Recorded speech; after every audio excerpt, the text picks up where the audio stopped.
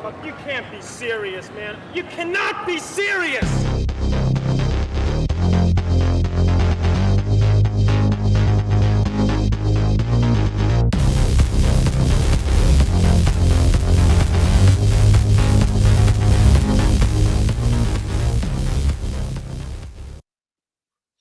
All right, we're back for another edition of Sirius Sports. I'm Robert Phoenix. I'm with my guy, Al Dog. What up, Al? It's the Al Diggity Dog, and we're live here on Sirius Sports. Super Bowl preview show, I guess you could call it, right? We got 2 weeks. We got 2 weeks ahead. And I think, it'll be interesting to see how much information saturation we get to over the next 2 weeks. Almost 2 weeks. There was a period there for a while where they had 1 week for the Super Bowl, and then they decided that that they were going to go back to their. Hold on one second. There we go. Let's do that. They wanted to go back to their 2 week, version, so that they could get all the press and shit in. So here we are. We got Niners versus Chiefs. We got about 32 people in the chat. And my guy, WC Ray, asked a question straight out of the gate. And I have an answer to it. And I would love to see what your answer to it might be. It is, any thoughts on the possibility the Lions 49er game was scripted? It's tough, man. Because I got to tell you, I have a confession to make. I sort of relapsed on the whole gambling thing because I did place a bet on the Lions to win the Super Bowl on Saturday. I'm thinking to myself, the geopolitics are in line. Rob and I are talking about, perhaps it represents the Lion of Judah in a sense. Perhaps it's rigged for the Lions. So I placed a bet on the Lions. And according to my script that I was reading, it didn't work out.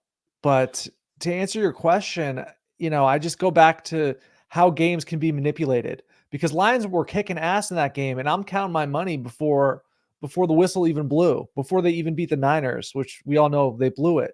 Do I think it was scripted? I can't say yes, I can't say no, but I can tell you that referees are human beings and they're susceptible to corruption. And that's all I know for sure. What do you think, Rob? I would say no. Okay. And if anything, it would have been scripted for the Lions based on some of the stuff that, by the way, we're not the only ones that have talked about the same color scheme of the Lions matching the same color scheme of the Israeli flag. There are other people that talked about that because of the prevalence of the championship year when the Golden State Warriors with Ukrainian blue and gold and the Rams with the Ukrainian blue and gold both won the respective titles in their respective sports in the same year. So on a certain level, that made sense. And I sent you all those images that Israel had appropriated of the lion representing the lion draped in the damn flag and everything. I'm like, wow, okay, and Lion of Judah. So I'll tell you what you can't script is a Brandon Ayuk catch bouncing off the guy's helmet. Right. You cannot script that, right? You can't. There's no way. Yeah. I just had this really significant thought, I think of whoever is controlling the strings in this realm, whatever social engineers, I've always thought of them sort of like a coaching staff in football. In the best coaching staffs in football, it's not necessarily about their game plan. It's about their ability to adjust, right? So they can get some data from social media like, oh, maybe this isn't going to work. We got a bunch of data. The cat's kind of out of the bag on that plan. Perhaps we can adjust our game plan moving forward and, do something else. Well, I think that, I watched this guy, I told you in this text, I've watched this guy, Jake the Asshole. Have you ever seen him? I have not seen Jake, no. Jake the Asshole is really good. And he gets into how everything is scripted. So like yourself, he's looking for narratives. And I was watching him, I think it was on Friday, and he said who he thought was going to go to the Super Bowl. And he was right, by the way.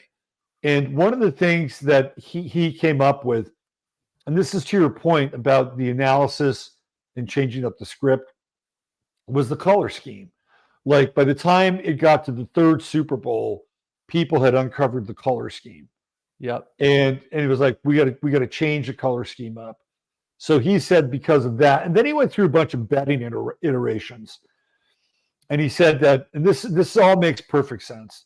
Not that I think that the Lions and 49ers game was scripted, but when you look at Vegas, right, it's going to be much easier for a shit ton of people from California to show up in Vegas than a bunch of people from Michigan. Not to say that they wouldn't, right? So they're going to want every hotel in that city sold out, right? And where's that? They're going to pull mostly from California with that event. Not to say again that the Chiefs fans don't travel, they do.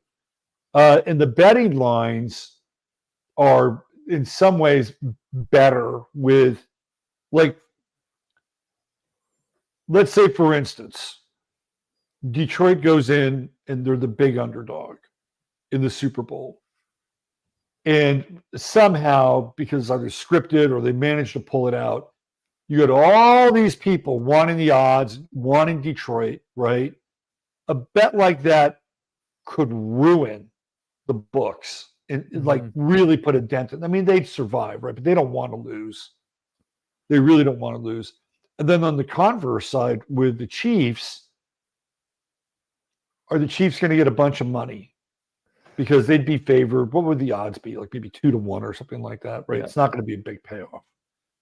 So he went through all the different iterations, and based on like rooms, vacancies, proximity, odds, that the best combination of all of those things was Kansas City, San Francisco. But I don't think it was scripted, and I don't think Dan Campbell passed up those field goals because it was scripted. I don't think Dan Campbell's a guy that you could get to. Right. That's my sense. And so I went through, do you know who Bill Barnwell is? Do you know Bill Barnwell? He sounds familiar. He's one of these like analytics wonks. He writes a lot for ESPN. So I went through his column today, and I used my VPN to get behind the paywall. But I went through his column today, and he talked about how basically when Campbell went for fourth down on both of those tries, that the analytics were actually slightly in his favor. So a lot of people, don't really understand that, right? It was by percentage points, but based on the analytics, those weren't the worst calls to make versus trying to get a 48 or 43-yard field goal. And if you look at the two passes, one of them hit Josh Reynolds right in the hands. And I don't think he dropped that on purpose. The other pass, I think, could have been a little bit better from Goff, but it was still catchable. So you had two drop balls, plus you had the drop ball by Jameson Williams in the end. The one thing I disagree with is when they went into halftime, they had the 49ers on the ropes. And instead of going for it on 4th and 2, they kicked the field goal. And sure, now you're up 24-7. Like, you're looking pretty good going into halftime. Right. 28-7 is almost insurmountable. And they had been just manhandling the Niners up until that point. They were pushing them around on the line, getting to the edges. Man, they had their guys, their offensive line, flying downfield, knocking people out of the way. They were going forward on third. Like, they couldn't even stop them on 3rd and long. It's like, at what point did they become unstoppable? They had them at 3rd and 12 and 3rd and 15, and they converted both those 3rd downs. And they were creative when they would do it. They would throw in front of the sticks, and they'd let their guy go and get the next 5 yards, which he often did. So that's the only quibble that I I mean, you could make a quibble about not going for the field goals, but again, Josh Reynolds catches those balls. We're having a different ball game, and I don't think that game was rigged. I think the emotion on the players. Dan Campbell was almost in tears. I don't know if you caught that. I didn't catch that, but wow, that's powerful. Yeah, he was almost. I mean, he was holding back the tears. That's an emotional dude, and you could tell Jared Goff was incredibly emotional. So I don't think that they had the hidden hand on that one. And then Brock Purdy just put the team on his back and became Superman in the second half. And did you see those runs? It was really interesting. It was brought up in one of the talk shows, and I thought the same thing. When Brock Purdy made those 3 runs to extend those drives, had Josh Allen done that or Lamar Jackson done that, they would have been singing their praises. Like, look at these guys. They're the new type of quarterback, right? They can run, they're mobile, they can beat you with their arm, beat you with their feet. But here's Brock Purdy doing basically the same thing that those guys would have done. And it's like, oh, he can do that? What other tricks does he have? So that was an amazing, amazing game on so many levels. In the Baltimore There's one game, conspiracy I do buy into. It's this media conspiracy against Mr. Purdy. Because, when Lamar Jackson makes a play, as you described, it's just an all-out ass-kissing fiesta. Nothing short of that. You know? Yeah, and with Purdy, he's finally starting to turn some of his doubters now. Like when a lot of the guys who have played pro football, like Ryan Clark and LaShawn McCoy and what's his name? James Jones. They've been pretty harsh on him. And Ryan Clark and James Jones are singing a bit of a different tune. Shady McCoy is still, he's not in on it. Shannon Sharp loves him. He thinks he's the real deal. If Shannon likes him, I like him even more because Shannon Sharp is genuinely hilarious. Richard Sherman likes him too. Loves him. Sherman loves him. Nice. Thinks he's great. Keyshawn Johnson doesn't. I gotta say something. I don't think Keyshawn Johnson's very bright. I don't think so either. Yeah. I can never remember a moment where it's like, oh wow, great point, Keyshawn. Wow, yeah, really interesting. Never happened, buddy. No, I've never heard that come out of his mouth. Yeah, it's like, wow, that was really introspective, Keyshawn. Nope, it's never happened. It's just been like him kind of rambling in his kind of whiny, sort of muttery voice. Yeah. So let's talk about did you stick to your football fast or did you watch any of the games? I watched them, man. I watched both of them. I had fun. I was listening to Dune on audio podcast, like the audiobook of Dune. So I wasn't assaulted by the commercials, but I watched both games. And it was good football. I mean, people can say what they want about the NFL. When they want to put on a show, they put on a great fucking show. They really do. They have a great product. It is the reality show, right? It is the reality show. Yeah, it's the reality show with combat and violence and storylines and plots. And the one significant thought I had just pertaining to the whole sports arena as it, plays its social role is that I don't think the establishment can never really lose sports because it's the one industrial complex that controls men and young men with all this energy, right? So I think that the sports industrial complex is probably the most important. So important that they don't ever really want to lose credibility. Like they don't ever want to make it obviously rigged. Like if they did that color combo scheme thing again for the third year in a row, that would have been too much. You know what I mean? That would have been, and then they would have lost the plot and lost a lot of young men in that process. And they can't afford to do that because it's too valuable. What they have with this just massive football industrial complex that is expanding, it has to expand in order to survive. Well, you and I differ on that a little bit, but I hear where you're coming from, and they need to control a consumer base, right? Let's just say it flat out: they're a consumer base, so they have buying choice and consumer needs and all that shit. Then there's also the energetic side of this too. Yeah. right? And that's kind of the emotional harvesting that goes on, which we talked a little bit about with Gracie last week when she was here with us. And I think that's a big part of it too, is the emotional harvesting of young men. And to your point, which you've brought up in the past, to the point where young men don't really actualize themselves, and that they live vicariously through this whole operation and exercise. That's a type of harvesting.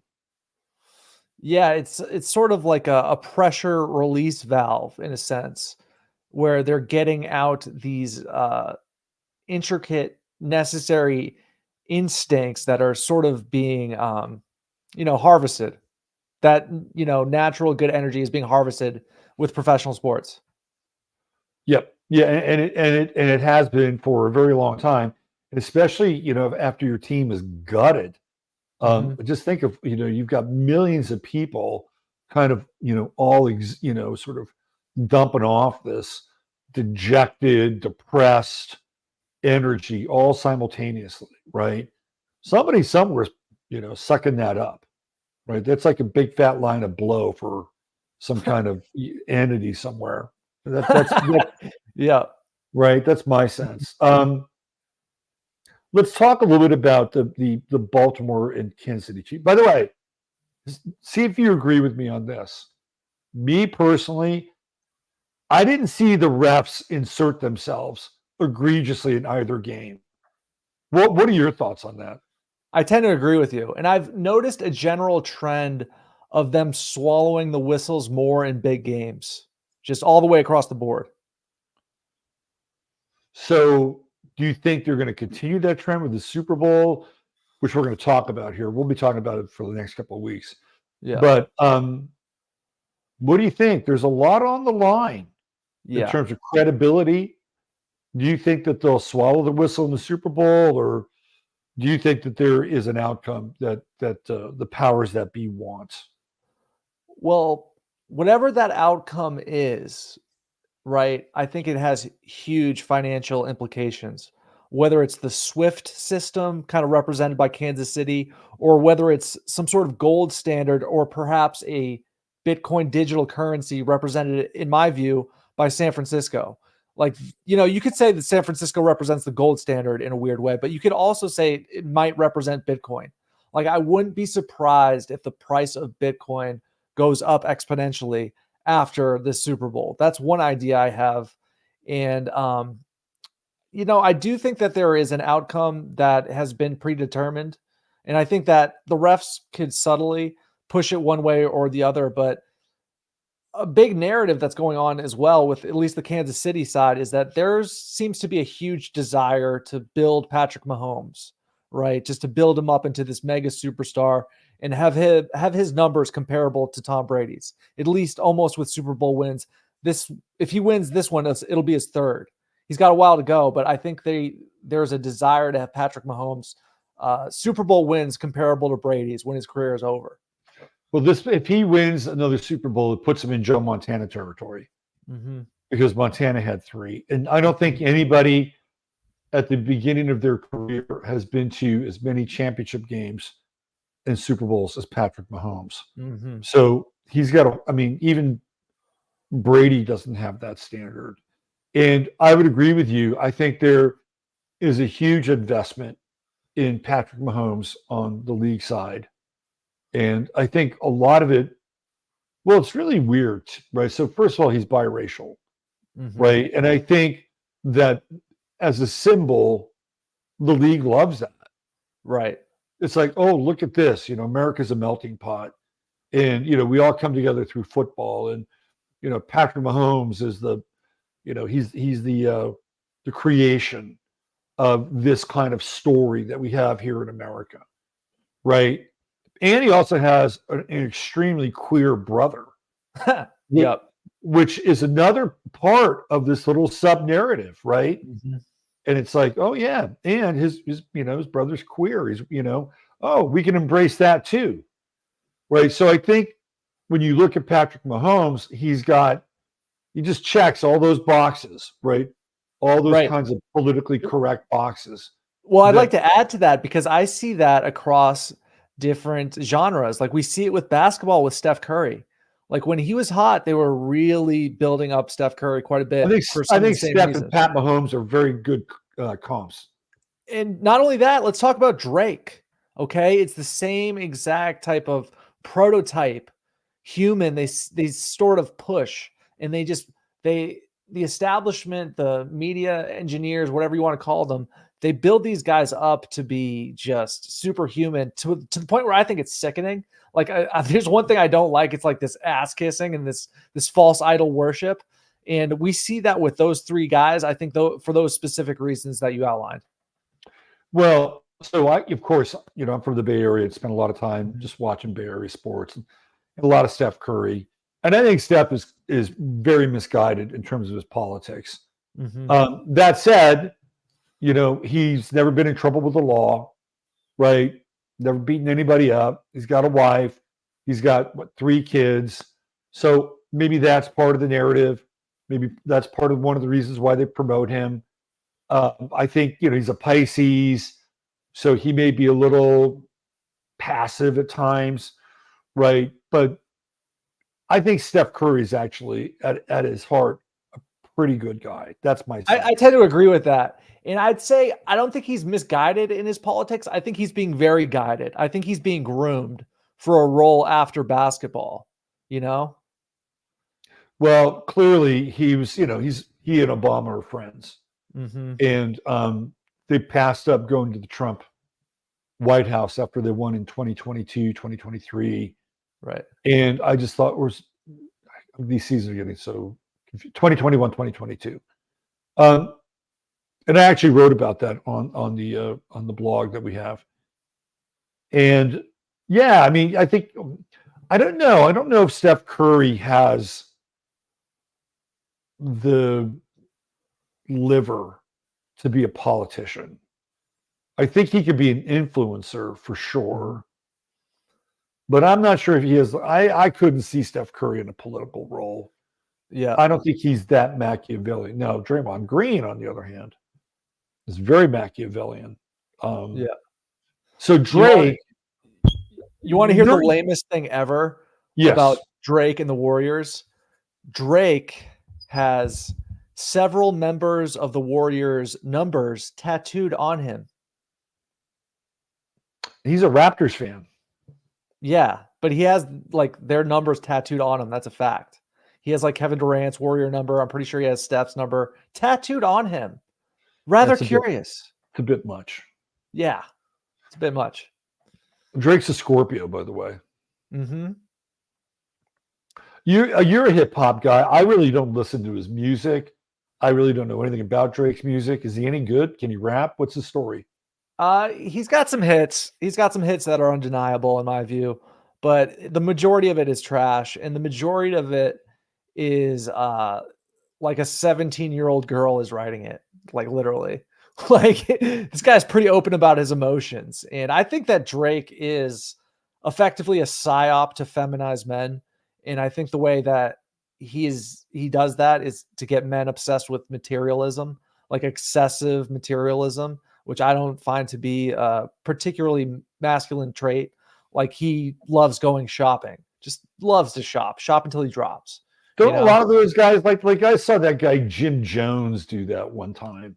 Yeah. And he was in, I don't know, I think it was a department store, and he was in the Louis or the Gucci section, and he was like, and then when they weren't waiting on him respectfully enough, he had the histrionics of, I'm sorry for all you women out there, I don't mean to besmirch you like this, but the histrionics of a high maintenance woman.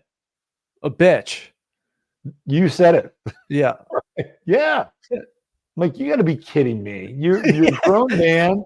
Yeah. And you're bitching because they didn't get the champagne to you like fast enough. You gotta be right. It's funny. Like I just said it's champagne. Not manly behavior. It's like these guys are held up as idols. These guys like Drake, Jim Jones, for guys without fathers to think, oh, that's how a man acts. They demand champagne at a designer store because they're shopping for the 4th time this week.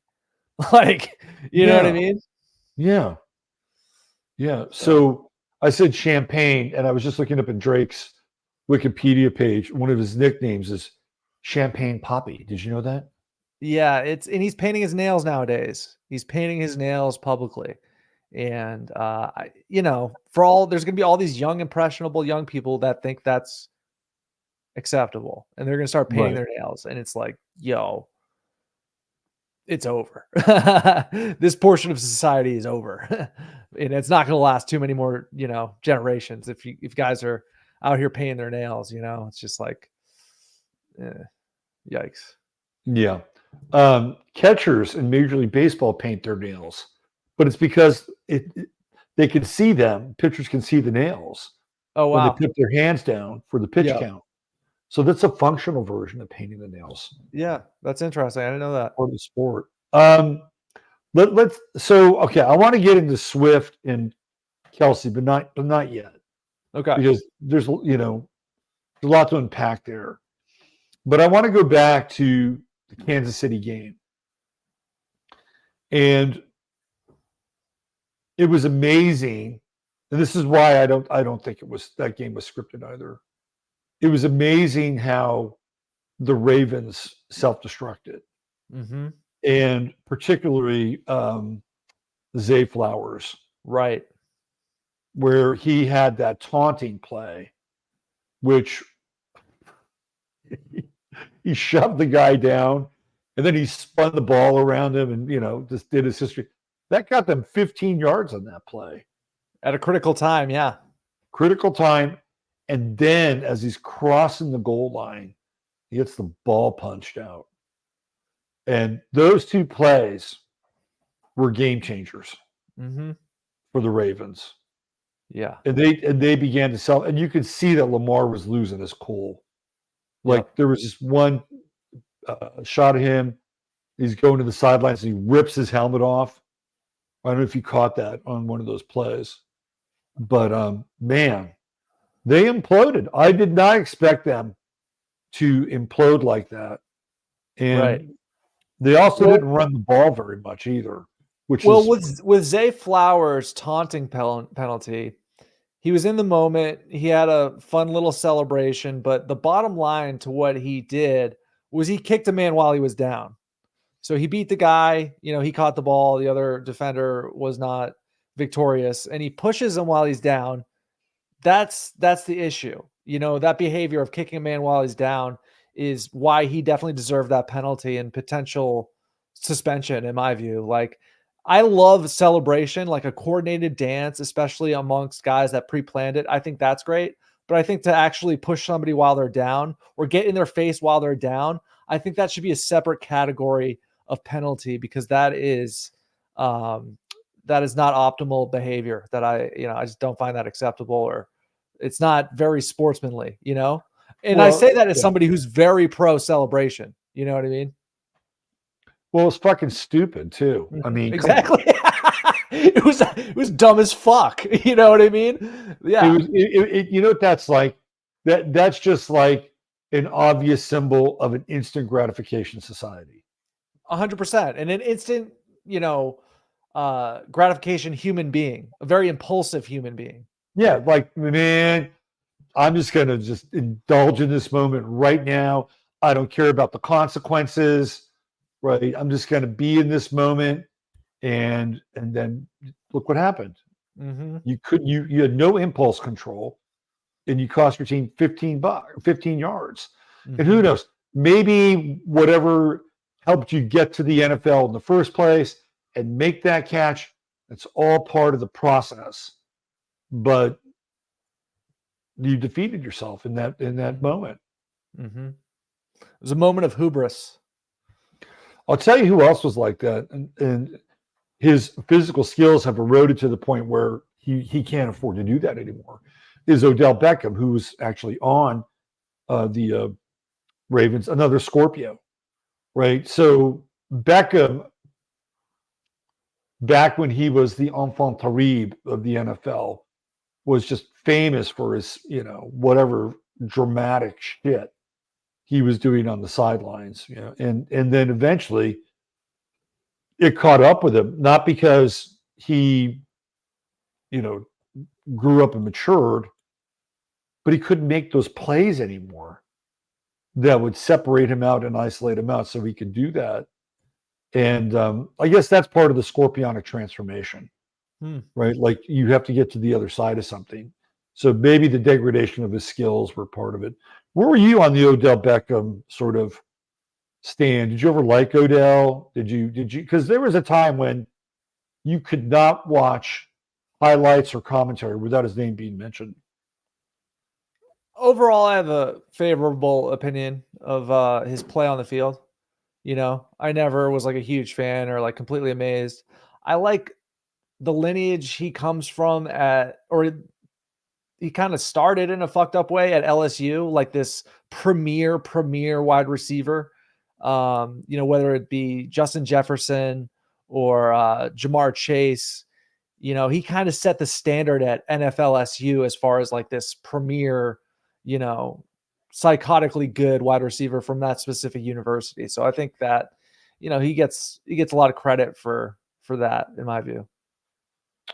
Well, they've had a lot of good ones there. Yeah. It seems to me like he's probably at the end of his career, and I would be very surprised if the Ravens picked up his contract. Yeah. An interesting wide receiver from LSU that we got to talk about at some point is Mr. Booty, who was arrested in Louisiana for bets he placed when he was in college. Oh, the gambling thing? Yeah. What's his name? It's kind of dramatic, right? To actually be arrested, right? Because this guy Booty, his name's like Boutte. He went to LSU, drafted by the Patriots. So, I mean, those are two of the biggest brand names in football, right? LSU and Kayshon Boutte. Yeah. Is there any chance we can share that article, the ESPN article? Yeah, I just call him Booty. He's Booty. You know what I mean? Well, if you knew Buckaroo Banzai, Adventures in the Eighth Dimension, you'd get the Boutte joke. Let's see. So this is from SB. For people that are not aware, this guy was gambling. Was he on the Patriots when he was gambling? No, they're charging him for bets he made while he was at LSU. But he was on the Patriots though. Right, exactly. So he was on the Patriots, but they're charging him, or he's in trouble for bets he made in the state of Louisiana when he was on LSU. So it took a couple years to catch up, but he has now been arrested. You know how many bets he's made? Do you know how many bets he's made? An absurd fucking amount. It's like 8,000 or something. 8,000. This guy, here's the story. Yeah. Kayshon Boutte really tried to hide his illegal gambling under the name of Kayshon Boutte. Legend. Hey, that's his number. Look, that's his number. Oh my God. Shit. Over 8,900 bets. So that indicates to me that he was placing bets for other people as well. Let's see. So have they kicked him off the team yet? I'm not sure if he's an active member of the New England Patriots. I mean, it's not looking good at this point. But it's just interesting to see how dramatic that is, to get arrested at Louisiana. And it's just, like you said, it's the tip of the iceberg, right? Because he's not the only guy doing this. For the most part, that he just got caught because he was fucking obvious. But it's just, no, I think there's, you and I have talked about this. I think there's a massive scandal brewing beneath the surface of this stuff. Yeah, big time scandal. Yeah. The old screen is frozen up, Al. Yeah, it looks pretty funny. Let's see here. Sometimes if I don't do anything, it can sort of restore itself. Yeah. So you can hear me, right? Yeah, I can hear you fine. Yeah. I wish I could figure out what this guy's sign was, or what can you search while we're on? Yeah, when's his birthday? Yeah, find out. Can you find out when his birthday is? I'm gonna try and reload here. Kayshon Boutte. Good old Kayshon Boutte. Boutte. Birthday. birthday. 21 years old. May 7th, 2002 is when he was born. So he's a Taurus. Okay. Yeah.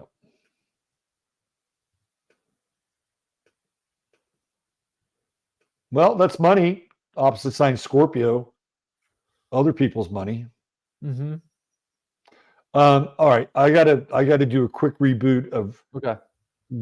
Google and give me 2 minutes. I'll entertain the troops while I'm gone. Will do.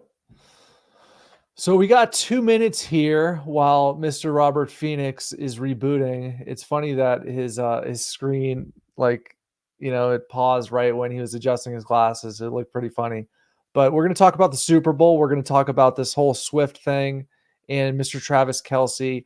The bottom line for me is that there's just been too much invested in this Swift Kelce couple. Too much airtime, too much press to let them lose in their conference championship game. And I think would you agree with that, Rob? I was just telling people how with the Kelce and Swift thing, there's too much invested into it to have them lose in the conference championship game. There's just so much, all the press, all the headlines, all of it. They got to go to the big dance. They have to. Yeah. I think Baltimore did them an incredible favor by losing that game. So the NFL could bring Taylor Swift. So Taylor Swift is going to be on tour in Japan. And she will take her private jet from Japan to Las Vegas to be at the Super Bowl. Yeah. Now the question is,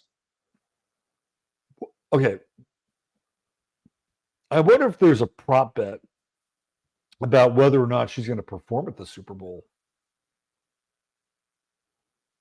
You would be funny. You would be even funnier. Imagine if she performs at the Super Bowl and like flashes everybody. Because you know how there was that big AI Taylor Swift controversy, like somebody made nude images of her AI and then she's like suing them or whatever. What if she upstaged everybody and just flashed her tits? You know what I mean? No, thanks. That'd be quite the publicity stunt. You know what I mean? But I mean, I don't think so. That'd be quite the prop bet. She's got to stack up against Janet Jackson, right? And she doesn't. That was right.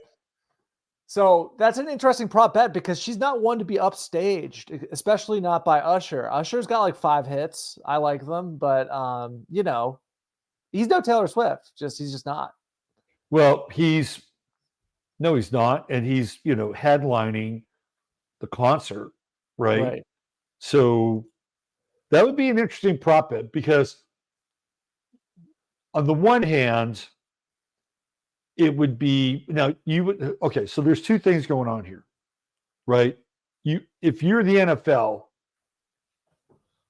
you would almost have to let the cat out of the bag that she would be performing at halftime just because you want the eyeballs there, right? Now, on the other side of it, you could have the anticipation factor with all these Swifties who are salivating for her to show up at halftime, right? So does the NFL have to let the cat out of the bag so that people will, stick around during halftime to see Taylor Swift perform? Or do they not say anything with the hopes that people will generate their own excitement and their own anticipation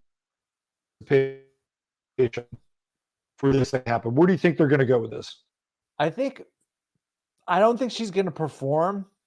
I think there's going to be a camera on her the entire game. And I think they're going to constantly, just split screen, not split screen, but they're going to just constantly check out her reactions throughout the entire game. So there's going to be one camera exclusively on her, and we're going to get a lot of reactions. And that's what I would anticipate. It's kind of lame to have her not there and not perform, but it's just like, I feel like her performance is such a production and she's so high maintenance that she can't share the stage with Usher. That's a good You know what I'm saying? She just can't. It's just the Swifties just won't have it. And that's interesting that there's all these Swifties in Japan too. So it's a global movement. So, do you have a fan club called the Doggies by any chance? I have.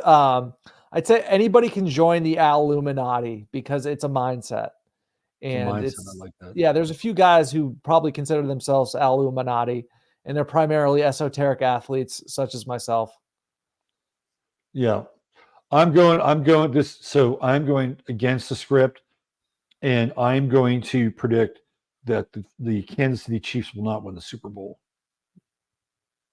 And the reason I am saying that is because we have Pluto and Aquarius, and everything that we think is going to happen, there tends to be a bit of a reversal around it, Mm-hmm. right? That's my sense here.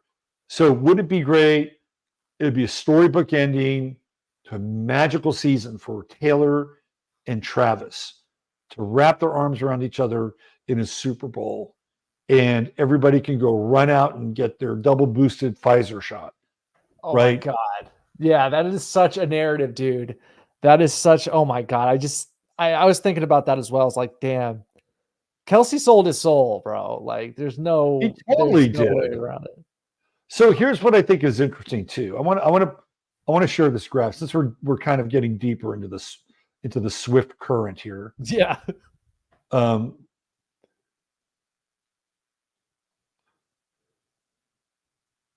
can you see that? I see that. I see that. Yeah. Okay, so we have Travis Kelsey and look at the fucking size disparity between their hands. Like that's like a little fucking kid's hand, Yeah. right? She's got kind of like pointy claws too. Mm-hmm. She's got a little pointy claw. Anyway, what I think is interesting about this, Al, and I think you're the right guy to talk about this, is it has not diverted my attention that Travis Kelsey and Taylor Swift are white, right? Like they are ponying up this couple, which they have done demographically everything in their power in terms of advertising. You and I have talked about this, right? Everything in their power to kind of erase from mainstream advertising, right? If you look at mainstream advertising, it's either black, mixed, or some kind of, assorted nut pack of DEI, right? Or DIE, whatever you want to call it. Now, all of a sudden, the script has changed. Yeah. And instead of Russell Wilson and Ciara, we get Travis Kelsey and Taylor Swift. Now, they are ironically politically aligned with the left, right? Taylor Swift loves Joe Biden. She's a registered Democrat. She's said it like she thinks Trump should be arrested, put behind bars. I mean, she's a TDS person. Kelsey, I don't think gives a shit about politics. I think he's into the money and the fame. But he's like, pimping for big pharma, right? Pimping for Pfizer. Yeah. So on the one hand, you have this pro-Biden, pro-progressive, fake Southerner whose roots come from, the Northeast, from an elite Charles Schwab family. And then you have this guy. And this is now the power couple. So they've imbued it, or they've reinvested in the demographic to make them look all American, but they're not. Right? Yeah. They're not. Yeah. They definitely fit the script, right? These are the models. These are your Barbie and Ken. This is the model, guys. They are the coolest. You should be exactly like him. What's interesting? I had a thought about Jason Kelsey, Travis's brother. And Jason was at a playoff game, and he's shirtless, drinking, doing sort of this Bert Kreischer impression, if you will, right? Where it's, hey, I'm drinking beer, I'm shirtless. It's the woo, yeah. This is how men are supposed to act, woo, right? This whole deal. And I see that with Jason. He's sort of become, your IPA podcaster beard guy. You know what I mean? That sort of model of behavior. And I think what we're seeing here is this manufactured false idol worship to get double J'd and vote for Mr. Biden. But they're trying to depict this as being an all-American demographic. Right. You know what I mean? It's like this is an all-American like Taylor Swift's the all-American girl. She's America's sweetheart. Jason Kelsey is this rough and rugged football player. And it's like the football player and the fucking homecoming queen, right? Like that's what they're trying to portray. Yeah. And yet they're sneaking all this very subversive kind of political agenda through the back door. It's like, okay, white people, we'll hug you one more time. But this is how it's going to look, right? And the Taylor Swift fake Southerner thing is straight out of the George W. Bush playbook. Right? Totally. It's a great call. So, and they're also red. She's constantly wearing red. The team's red. I do feel like it's sort of a done deal. I could be wrong, but I do think Donald Trump regains the presidency in 2024. And we see this sort of red wave pre-programming maybe with both of these teams being red primarily. That's might be a role, but it's interesting. I mean, there's a lot of baggage with this couple. It's not this, it's not this, there's a lot going on, a lot. There's a lot there, but again, just look at that surface. Mm-hmm. They're giving you the surface that they're all American, that they're wholesome, and more importantly, that they're white. Yeah. Right. It's like, okay, white people, we've dumped on you for long enough. We're gonna have a nice white couple. That said, she's gonna fucking, hate Trump, hate Republicanism, be a closet feminist, and who knows what else. And by the way, he's just gonna, promote the double jab. So you know what's weird about this whole thing too, man? People talk about them like they're teenagers. Both of these people are in their 30s, right? These are established adults, not just young adults, but established adults. And this whole narrative about, just this young couple, they're not exactly that young, right? They're of marriage age for sure. It's not this, it's not a time period in which you're just casually dating, right? In my view, right? Robert, no, I mean, theoretically they should have kids by now. Exactly. Right. Yeah. Kaleidoscope Kara being very active with some really good comments tonight. She has a whole documentary called That, in which she bravely comes out as a Democrat. So Miss Americana. She has a documentary and she comes out as a Democrat. If she's really a Democrat, then why is she into RFK Jr.?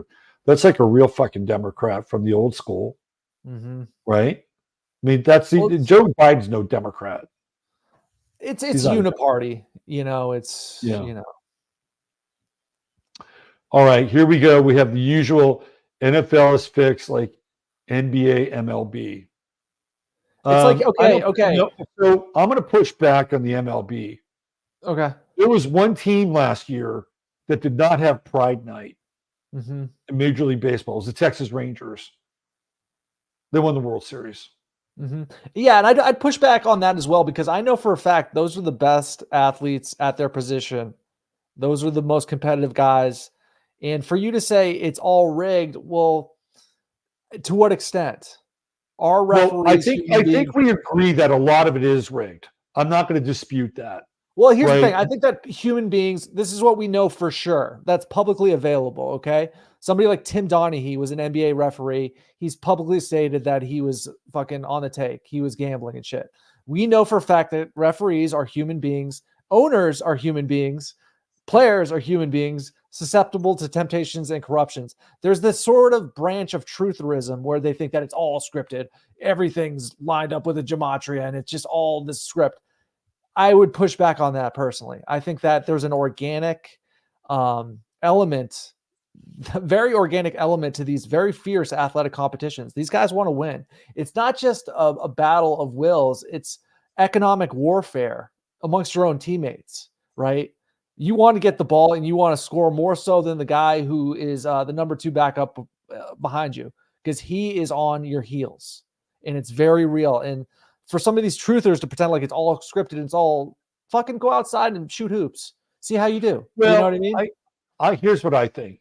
I Yeah. think if there's a hierarchy in scripting, and I do think a lot of it is scripted, the NBA is the most scripted out of all the sports, in my opinion, right? If they want LeBron James, and it's economic, right? LeBron James is represented by Nike. LeBron James has interests in China, huge, right? So it's all economically driven. I'll give you an example. Last year, the Lakers were terrible. They were basically sucking pipe, right? And then all of a sudden, the Lakers make all these trades where they give up nothing and they get back essentially a wholly revamped team. Like, as I've been following sports for a very long time. Yeah. And I've never seen a midseason haul like that. And it's because Nike, the NBA, Clutch Sports, and I would say to a lesser extent China, was driving all that deal making. Right? Because they wanted players around LeBron because they wanted to get LeBron to the NBA finals, right? So they wanted to load that roster up as much as possible. And that's what happened. They got as far as Denver, but they were no match for Jokic. Yeah.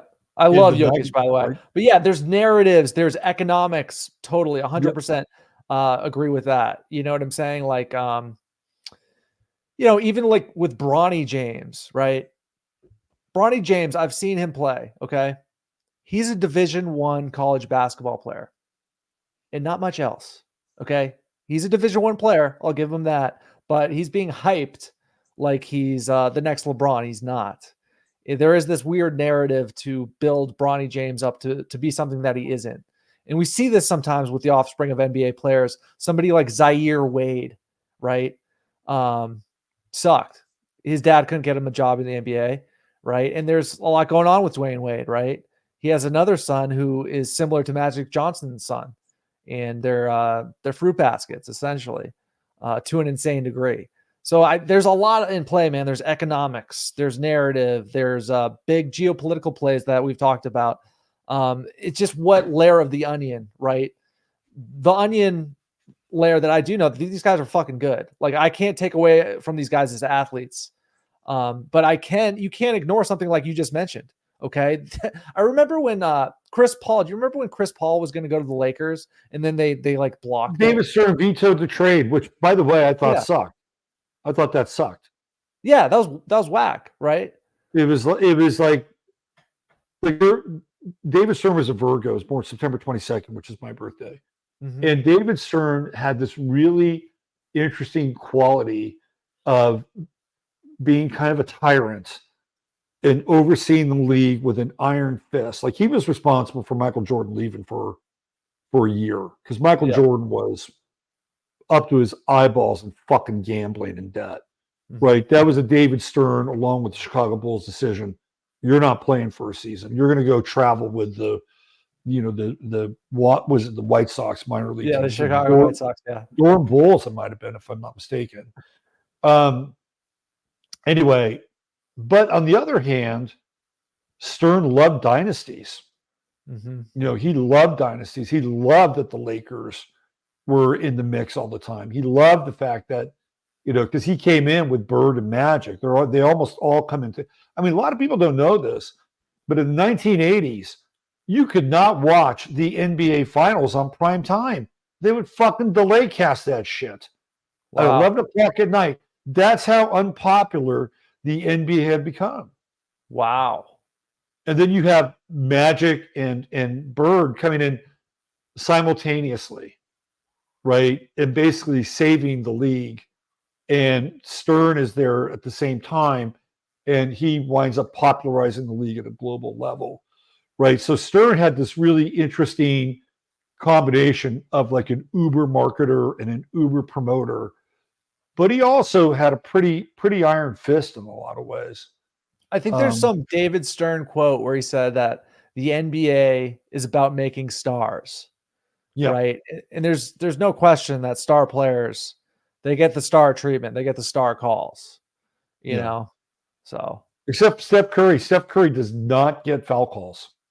Interesting. He's lucky if he goes to the line 3 or 4 times a night. Seriously, they don't call, and he gets fouled probably about 70% of the time. So we got some talent here tonight. We got Kelly and Kids. I was Little Miss Walmart. L'Esperanza Vance was she was homecoming queen. So we got some talent here. Nice. Yeah. I wonder what Kelly and the Kids thinks of the new Alabama coach. I just think it's, we could talk about what's his name, the coach over at Michigan, or he was at Michigan. What's his name?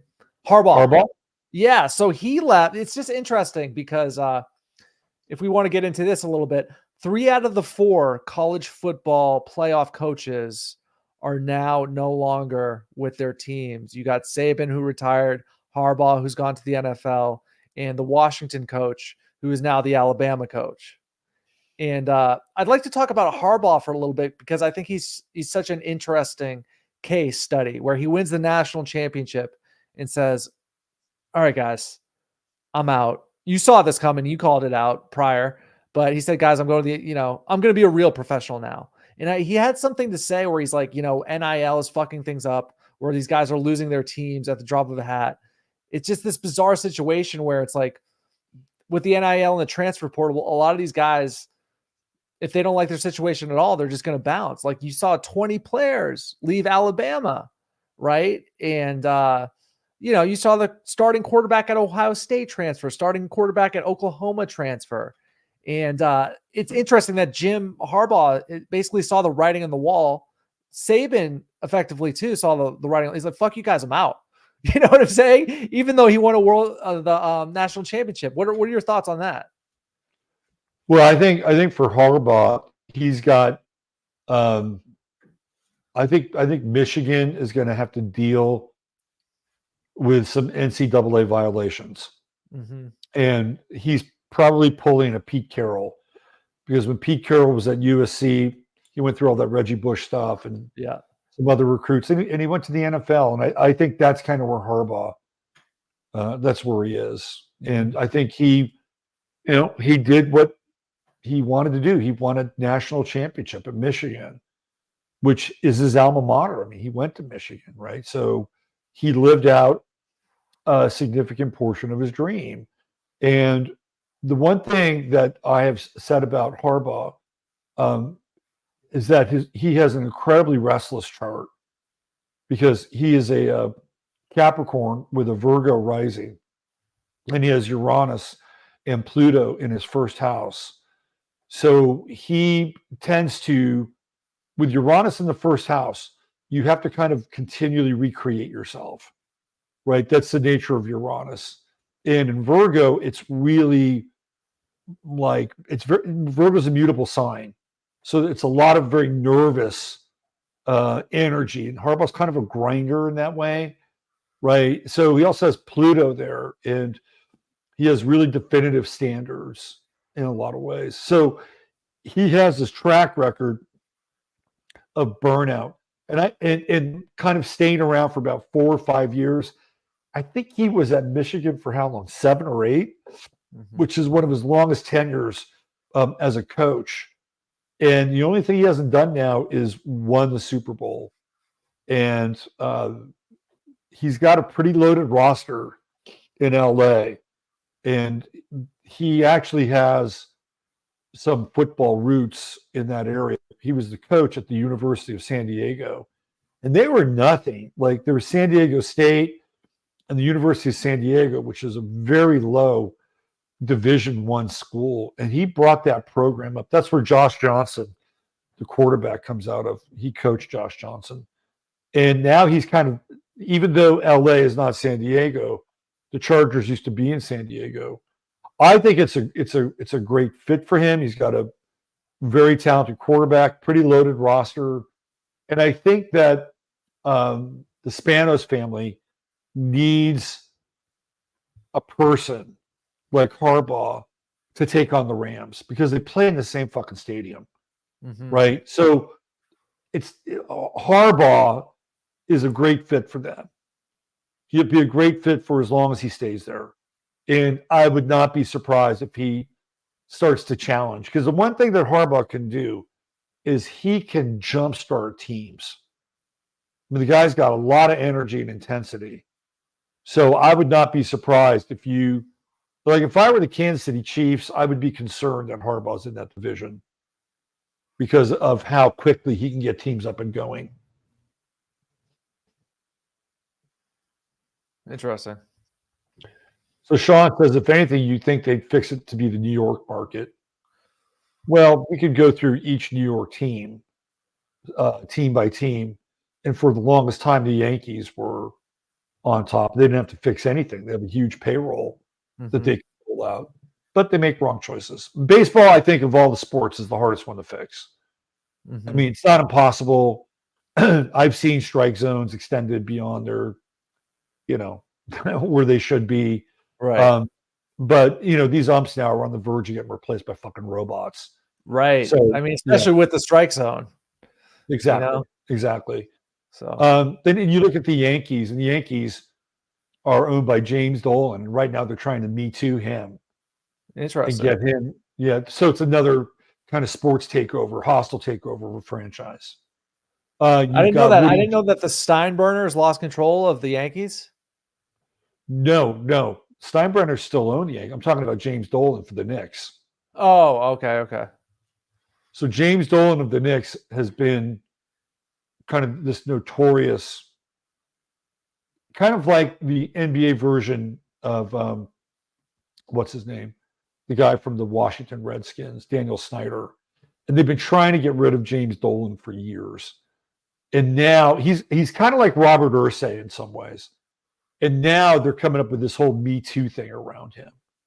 So I don't know why they would want to promote the Knicks. They've never wanted to promote the Knicks for a very long time. And I think a lot of it has to do with ownership. I think the Nets, on the other hand, have a Chinese owner. And I don't know. The Nets, they tried. They tried to get all those guys there. They tried to get Kyrie, and James Harden, and Kevin Durant, and they couldn't play for shit together. Right. Yeah, right? That was kind of funny. So they kind of rigged that up. Yeah. And they couldn't do anything. And then you've got Woody Johnson, who is a kind of dyed-in-the-wool Trump supporter.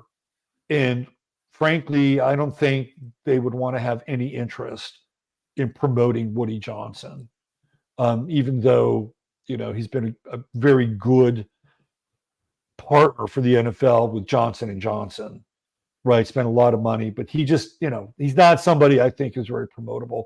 So what does that leave? It leaves the New York Mets and it leaves the New York Giants. And the Giants have been just bad, right? Like, I think if you're going to kind of rig things and fix things, you have to be at some level respectable and have at least some players and have they hired Joe Judge as their coach, who was garbage, came from New England. He was a garbage coach. You're not going to get closer to the top of the heap. Like, in order to get rigged, you need, or you need to have favor, you got to get to the upper third of the pyramid so they can push you up, right? Every now and then you get a rags to riches story like the Golden Knights in Las Vegas. But again, they drafted really well and, built but they needed to have that. They needed to have an anchor sports franchise in Las Vegas so they get other franchises, right? So I think there's a reason why New York has been out of the mix for a long time. And I think those reasons are various. And I just went through them. There you go. Yeah. Personally, my theory on New York is that the bars are open until 4 a.m. And I think that affects their athletes.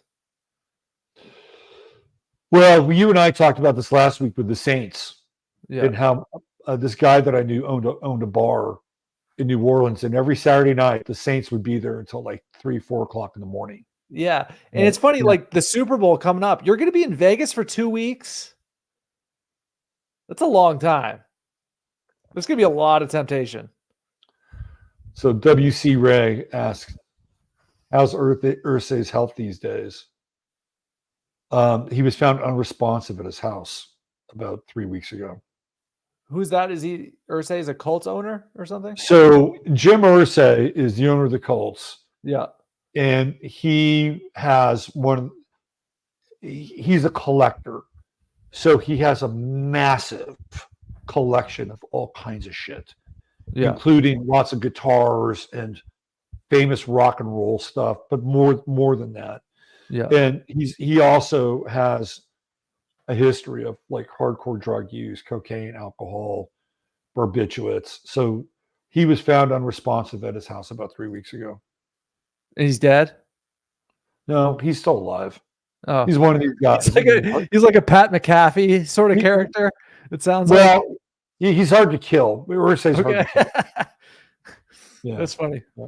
That's a wild lifestyle. If you're doing that kind of activity as an NFL owner with a bunch of collectibles, wow, that guy is doing something right in a funny way.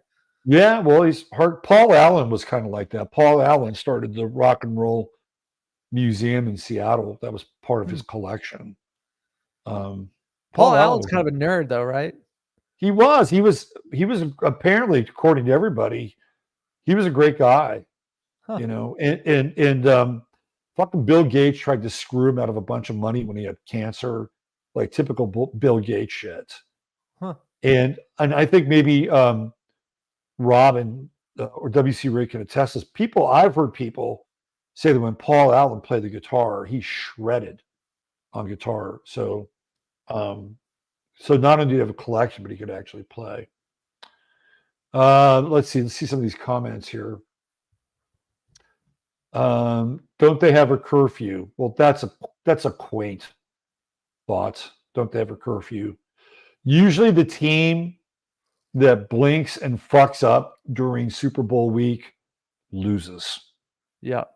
I think a famous case of that would be Drew Bledsoe in the New England Patriots prior to playing the Green Bay Packers. Got pretty wasted before the game. I think Drew Bledsoe was like stage diving and shit. Well, did he get caught though? See, the getting caught element is the important part.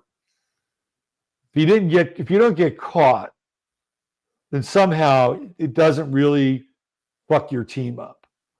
But it's like if you win, if like you partied the night before and you win, you're the man. But if you partied before and you lose, you're a loser. You blew I'll give it. I'll give you an example. I think it was 2 years ago when the Buccaneers beat the Chiefs, right, in the Super Bowl. Andy Reid's son, I think he killed one person and then really screwed up this young girl at about 4 a.m. when he was drunk, right? Do you remember when that happened? No, I don't. I don't remember the specifics on this at all. A big deal. Huge deal. Yeah. And I think we had Gracie on the show one night. We talked about that. She mentioned this. I'm familiar with the basics of this story. He's really out of control. He heard somebody drinking. Yeah, I mean, you hear all these things about Andy Reid as a family man. Yeah. He's got a pretty fucked up family, right? His first kid, or not his first kid, but one of his other kids was the strength and conditioning coach for the Philadelphia Eagles. And he died of a drug overdose. And there's, a lot of talk that, he was getting like the Eagles steroids and stuff like that. So that son dies of a drug overdose. And then his second son gets into this vehicular manslaughter thing, the week before the Super Bowl. And when I saw that, I knew they were going to lose. Yeah. They were done. Right. That's crazy, man. That's a crazy amount of misfortune for this one guy's two sons. It honestly reminds me of Tony Dungy. And I think he had a son commit suicide, if I can recall that correctly. Yeah, right? I think Tony Dungy's son was gay. Okay. That's the story. Like he was gay, and Yeah. Tony was vehemently anti-homosexual. So I think Tony Dungy's son offed himself because maybe Tony rejected him, or he would have rejected him. It's a very sad story. Very sad story. One of my favorite ones is with the Atlanta Falcons when they were in the Super Bowl against the Denver Broncos, and their guy, let me get his name. I forget his name now. The running back? Nah, he was a DB, and he was the Super Bowl Man of the Year. right? He was the Walter Payton Man of the Year, and it was in 2000 and was it 1999? I think it's Yeah. 1999. And what was it? Eugene Robinson. Okay. Eugene Robinson. I thought of his name just before I saw it. Eugene Robinson played defensive back. He was a good player too. And he wins the Walter Payton Man of the Year award, which, you're a good citizen and you do all these good works, right? Yeah. Kind of Freemasonic award or some shit like that. and he was a Christian. He gets busted at about 4:00 in the morning for propositioning a cop, female cop who's on Vice, and there to bust guys like him, right? So that happens just before the fucking Super Bowl. So when you say propositioning, that means like trying to pay this woman for sex? That's right. Okay. So she was posing as a hooker. That's right. And he took the bait. I mean, yeah, that's tough. I mean, what happened to the like, Falcons? It's just a huge distraction. Right, but like let's say the female cop, she knows she's cute, right? She knows who he is. She knows he plays for the Falcons. She knows he's wasted. Well, we don't know that. I mean, that's an assumption. That's an assumption. Right. But like, it'd be interesting to see how that plays out, because if you're like a chick in that situation, and it would be pretty, you could manage fucking over some guys that probably aren't that bad. You know what I mean? Or he could be a devious, person. We don't know. But I can see both sides. Like, I can see how a chick would set a guy up for that. And I can see how that's her job. Right, like right. But I can potentially see, like, if he was under the influence and, like, what I'm saying is, I'm playing devil's advocate a little bit here. So I'm saying, like, he's probably got some demons, he probably does. Well, it was such a break in, he was like a pastor, right? Religious dude, Walter Payton Man of the Year, and he's busted at 4 a.m. And I just knew at that point, the Falcons were done. They were done. And they even played Eugene Robinson. They played him, and he did not have a good game. Mm-hmm. And then there was the Barrett Robbins story. Do you know the Barrett Robbins story? I don't. Okay. So in 2002, the Raiders were playing the Tampa Bay Buccaneers in the Super Bowl. And this is one of the games are fixed games, because both Jerry Rice and Tim Brown talk about this game. And the Raiders had a really devastating running game that year. They had Tyrone Wheatley, and they had this huge offensive line, and the Buccaneers had a very light defense. Like, their D line checked in at around 265. You have Warren Sapp. Warren was around maybe 270, 285. They weren't very big up front. Their linebackers were fast, but they were not going to take a full game. So they were just going to run the ball down Tampa's throat. And then John Gruden had been the coach of the Raiders, and he wanted out. And so Al Davis actually traded him to the Raiders and got draft picks. So the Raiders, John Gruden knew the Raiders playbook, right? He knew their playbook. And what the Raiders did, is that they changed their game plan just a few days before the Super Bowl. And they said, we're going to pass on these guys. We're going to do nothing but pass. And everybody in the Raiders looked around. What are you talking about? We can run the ball all game and beat these guys. So instead of doing the running, they installed a passing game plan. Now, something happens there. There's a guy who plays center. And I've heard two stories around this. Barrett Robbins. Barrett Robbins was playing center for the Raiders. And Barrett Robbins was kind of like borderline bipolar, right? He was like a borderline personality. So there's the story that Barrett Robbins couldn't deal with the fact that all of a sudden the game plan had changed. And so he was the guy that had to make all the calls on the offensive line. So there's a story that the changing of the game plan freaked him out. And he lost his shit and he went missing. And he crossed the border into Mexico and spent like 2 days in Mexico on a bender because the game was in San Diego. And they brought him back and, it was a fucking mess. It's all pre-Super Bowl, right? So the other story I had heard is that he came into, now I don't know how this works, if his wife had a hotel room or they had, I don't know how they sorted this out. But the story was that he came, I'm gonna skip the player's name, but if you want to look it up, you can. But he came into a hotel room where his wife was supposed to be and found one of his teammates banging his wife and lost his shit. So either way, Barrett Robbins lost his shit. And this was the starting center of the team.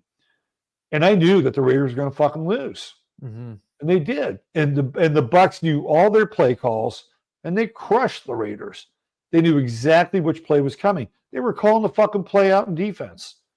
Right? So if you ask Jerry Rice or Tim Brown to this day, they'll tell you that for whatever reason, Bill Callahan changed the playbook.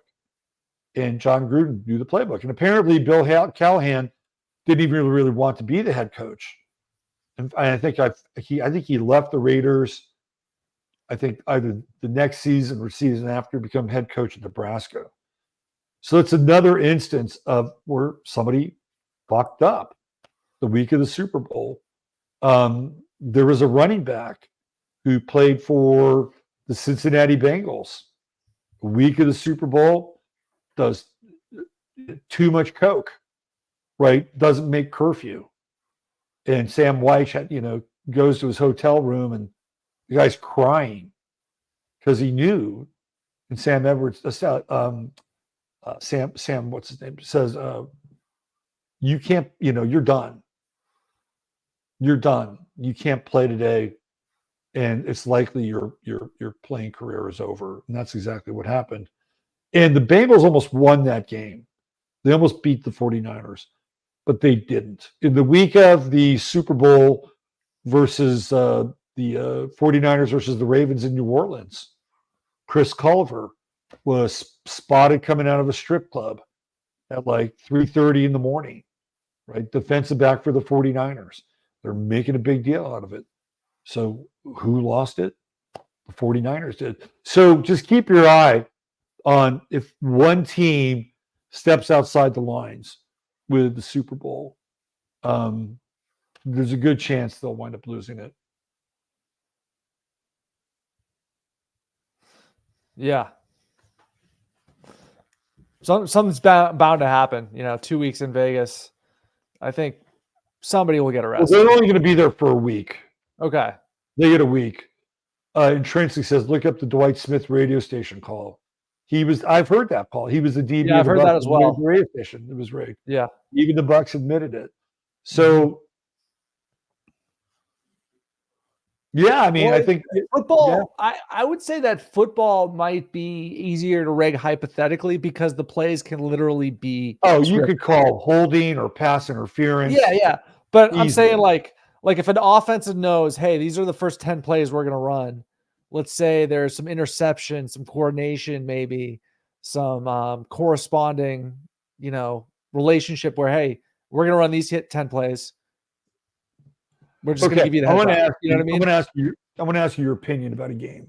Okay. It was the Carolina Panthers with Cam Newton, a quarterback, playing against the Denver Broncos at at Levi Stadium. And Cam wore the gold shoes. You remember that? No.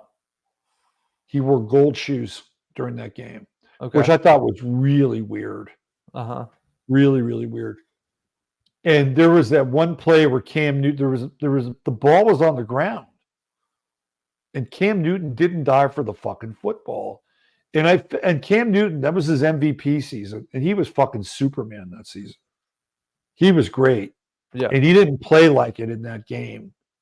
And I felt like he was involved with something prior to the run-up in the Super Bowl. Like there was something going on behind the scenes with Cam Newton that was, I don't think it was good. Because when he showed up to play, this guy was like a shell of himself. He was a beast that season. And I'm like, what's up with the gold shoes? Why are you fucking wearing golden shoes? It was almost like some kind of Illuminati symbolism or something like that. Mm-hmm. I mean, Shirley, by the way, condolences on your Ravens.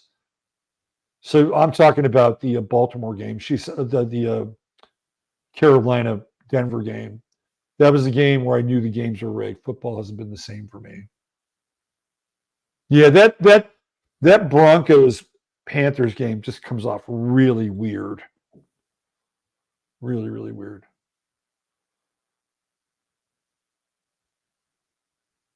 yeah, I mean, the one thing that I always felt was like super WWF, and we've pulled this up before, was the Paul Pierce injury. He gets injured, he gets carried off, it's all dramatic, and then he comes back. And that's the one thing that's always been so bizarre to me. Just that one thing. I feel like everybody has that one thing that just, wait, what was that?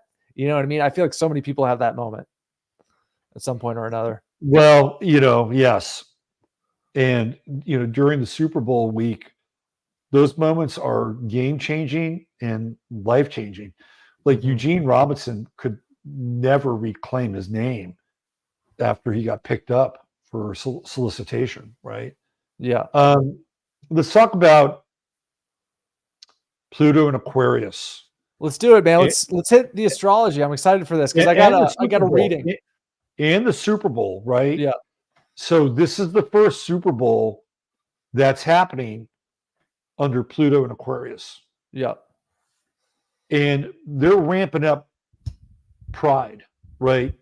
Pride is going to be a big part of this backdrop for the Super Bowl because I think, if I'm not mistaken, it's really weird. Like February used to be Black History Month. Mm-hmm. But then again, usurped by LGBTQIA plus month, which is different than Pride Month, which I think is in Gemini, which makes sense. So first of all, if I was Black, I'd be kind of pissed. I thought this was our fucking month. Now we got to share it with you guys. Like, what's up? I didn't know that. What's going on with that? Because I do historically know that, I mean, we got it hardcore when I was in school. It was a full month of just Martin Luther King is the greatest person to ever exist. He is your God. He is your deity. It was hardcore. Like it was a month straight of just worship of Martin Luther King, as I recall. And everybody had to watch. Ask anybody my age, ask them or around my age even. Hey, how many times did you watch Remember the Titans in middle school? Most people will tell you 5 times. Some people it's as many as 10 times. Decent movie, whatever. But I didn't even know that there was this. I know that February is Black History Month, but now you're saying that Pride is overtaking month is, hold on, LGBT month is in June, right? No, it's in October. But Black History Month is in February, but there's something going on in February. Hold on. It's probably half our calendar at this point. It's just some sort of Pride Month. Okay. So February is LGBT plus month. So lesbian, gay, bi, and trans history month, which is different than, so they get 2 months now. Oh my God. Out of the year. Okay. So now we're having a Super Bowl with that month happening in the background, right? Under the first Pluto and Aquarius. Like I said, if I was Black and it's Black History Month, and all of a sudden I got to share this month, it's like, don't you people already have a month? Step off our month. This is our month. Like, you already have one. Yeah. So they're going to double up here, and there's going to be a ton of Pride symbolism. You're going to see a bunch of Pride commercials. They're all going to be baked into this Super Bowl. But because it's Pluto and Aquarius, we might see some different kinds of commercials as well. We might see commercials that certain people may find offensive, and not people that are, based or rooted or conservative or whatever. They won't find them offensive, but other people might find them offensive. Sorry. You have any thoughts on that? I didn't know that. I didn't know that there was this struggle over the month of February. Apparently there wasn't, but now there might be. Interesting. Yeah, as far as the commercials go, I am somewhat interested. I think there's going to be a lot of CGI, a lot of AI. I can't recall ever being like, the only commercial I've liked, Super Bowl commercial within the last 5 years, was actually the Sopranos car commercial with Meadow Soprano and AJ Soprano, and they meet up in some SUV. That was it. That was the only one I've ever liked. Other than that, I can't really recall any. I do remember there was a lot of there was this one specific Larry David commercial where he's talking about the moon landing, and and there was this other Super Bowl commercial where they literally have a movie set. FTX. He was pushing FTX. Mm-hmm. Right. Yes, it was that one. And there was another one where there was like a movie set of the moon landing, and they were just like telling people like it was a movie set. So I remember those Super Bowl commercials recently, but other than that, there hasn't been anything too memorable. We'll see. I mean, we will see. I think there's going to be a commercial for the new NCAA football video game. We might even see a Grand Theft Auto 6 commercial. Who knows? I'm not anticipating anything great. I think we're going to expect a lot of February month-esque stuff as anticipated. There was this commercial I saw. It was Sunday, and it was this family of Vikings. And I was like, what am I witnessing here? Like, I haven't seen a commercial for a family of Vikings in decades. And I'm not talking Minnesota. I wish I could remember the name of the product. I thought it might have been a cell phone, or maybe it was a car. But I was like really shocked that I was watching this imagery because I hadn't seen it in like fucking decades. Yeah. And I thought to myself, well, this is interesting now, because a lot of people think that Pluto and Aquarius is going to be, super AI and, all electric. And, there was somebody who got a Neuralink stuck in their brain today, courtesy of Elon Musk, I suppose. Right. So, yeah, I saw that. People are talking my about theory on Neuralink, right? I think I've told you this before, but I think that Twitter is Neuralink. And I think that Elon buying Twitter just makes that official. That's my opinion on it. Hold on 1 second. I'm sorry. Yeah.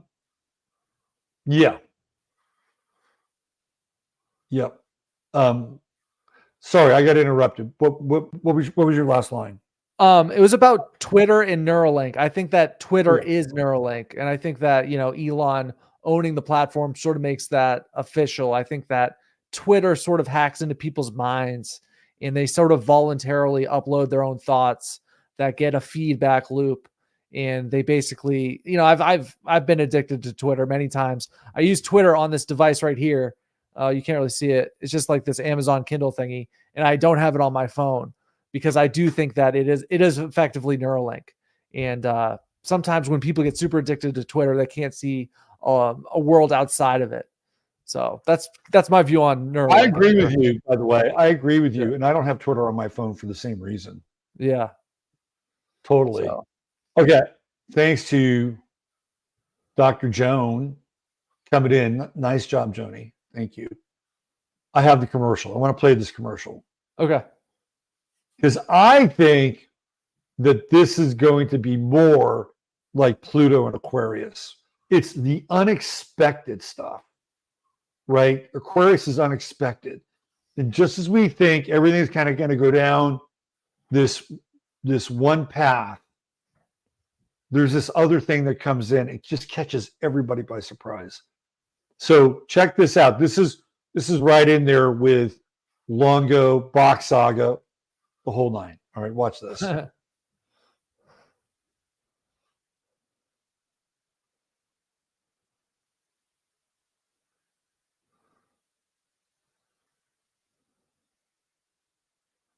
It's Blux. Real, raw, and ridiculously fun. No fluff, no fakes. Get ready for a Blux experience. Smash subscribe. Love ya.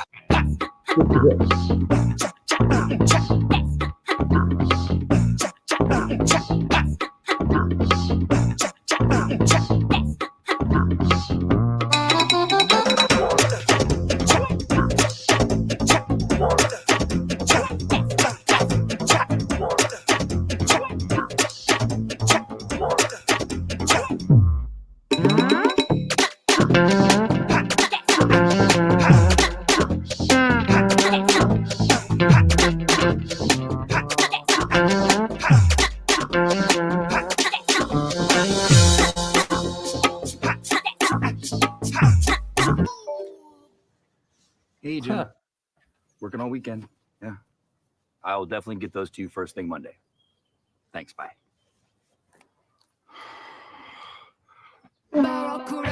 Conquer the weekend in the all-new Hyundai Santa Fe. Now yeah, that that's an interesting. It's an interesting anomaly, isn't it? Because when you do watch an NFL game, it's about 90% black. The commercials are 90% black. It's like it's a statistical anomaly. that's what we've gotten used to. They put us in the Skinner box with those commercials. Mm-hmm.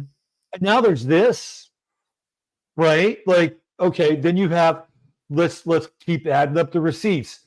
Taylor Swift and Travis Kelce. Right? Do you see where this is going? Do you think that social engineers are trying to tap into some warrior spirit in order to fulfill a geopolitical agenda? I think they need to win white people back. That's what I think. I think that they need to win white people back in order, because they realize that the identity politics is just ultimately, it's a dead end. It's a cul-de-sac. And people are becoming more and more disengaged from the system.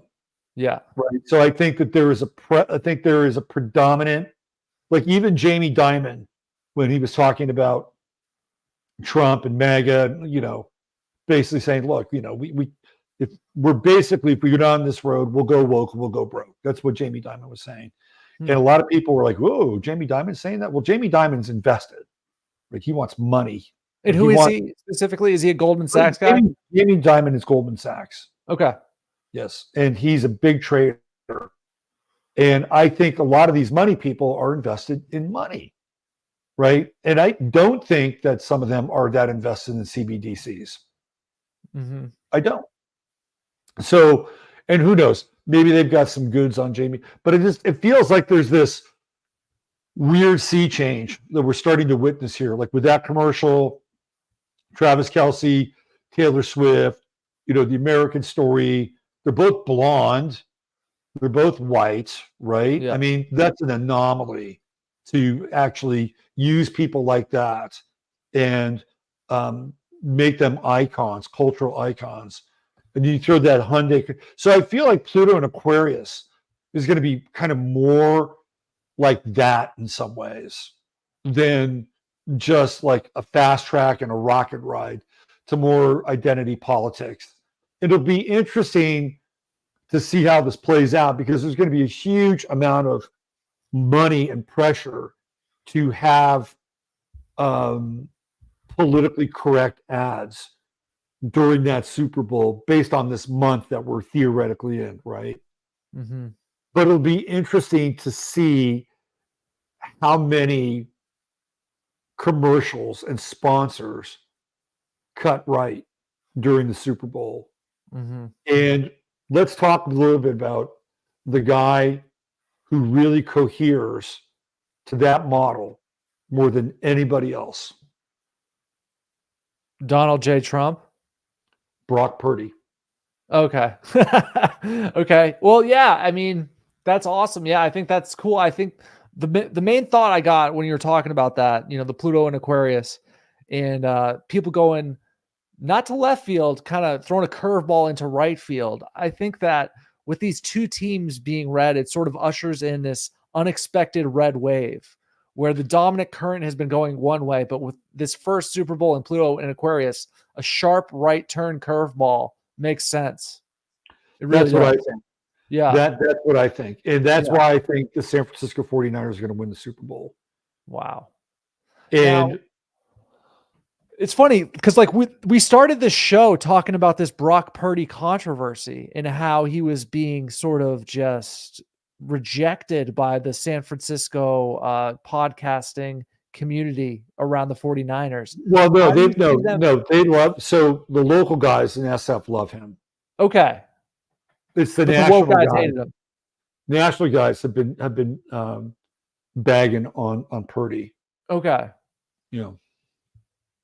It's interesting because can you see the city of San Francisco, it's for the last 10 years, it's been a nexus of liberal wokeism to the point where there's people defecating on the streets. There's a lot of drug use, this, that, and the third. Do you see the city itself truly embracing Brock after a Super Bowl victory and potentially turning a new leaf, going into a new direction? Well, they don't play in San Francisco. Right. Where do they play? They play in Santa Clara. Huh. Interesting. So they don't play in San Francisco. And San Francisco, the 49ers have a weird backstory with San Francisco because this is an interesting story. Mm-hmm. And maybe I can unpack this a little bit. Let me see if I can find the link. Hold on. Our viewers will really like this. I always talk about this and with 49er fans and nobody wants to none of the 49er faithful ever want to talk about this one weird story, which I'm about to bring to everybody's attention. And let's see. Where is it? And just real quick, Santa Clara is a different cultural city than San Francisco, or are they the same? How is it different? So Santa Clara is about 40 miles south of San Francisco, and all those sand cities, have missions that were set up by if I'm not mistaken, the Dominicans / Jesuits. Right. So they had University of Santa Clara is a Jesuit school. And I believe that's where Gavin Newsom went to school. And that's where Jerry Brown went to school. So so you have this mission system. And they basically, a lot of these mission cities become university towns. University of San Francisco is a Jesuit school. So Santa Clara is 40 miles south. They have a theme park there called Great America, and it's adjacent to Great America. And the story of the building of the stadium itself, there were 2 lives that were lost in the creation of the new stadium. And it's weird. There are a number of stadiums where a life will be lost, like Jerry World in Dallas, I think, had at least 1 or 2 lives lost during the construction of the stadium. And it almost feels like, in a weird way, it's like an inadvertent human sacrifice in some ways. So this goes back to the 90s. And it was this, there was this fundraiser. Hold on a second, find this. Hold on. It's not coming up on the main search. Here it is right here. This is what we're talking about right here.